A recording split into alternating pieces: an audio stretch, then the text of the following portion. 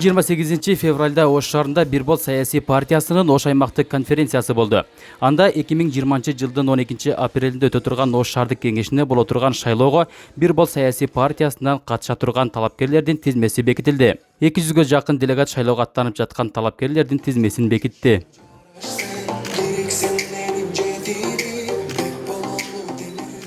Жогорку кеңештин Бир бол парламенттик фракциясынын лидери Алтынбек Сулаймонов Ош областынын колун экенине сыймыктанарын айтып, депутат болуу чоң жоопкерчилик экенин, келечек муун депутаттардын аткарган иштерин уялып эмес, башты бийик көтөрүп, сыймыктануу менен эскергидей болушу керектигин баса белгиледи. Күндөр өтүп, 100 жылдан кийин, 1000 жылдан кийин сиздер дагы биз ата бабаларыбызды эскергендей кийинки муундарыбыз тарыхташ керек. Ошон үчүн эмгектенишибиз керек. Ош шаардык кеңешинин депутаттыгына талапкерлигин коюп жаткан жаштардын жана айымдардын өкүлдөрү да сөз сүйлөп, өлкөнү өнүктүрүүдө жаштардын жана аял затынын ролу чоң экенин айтышты.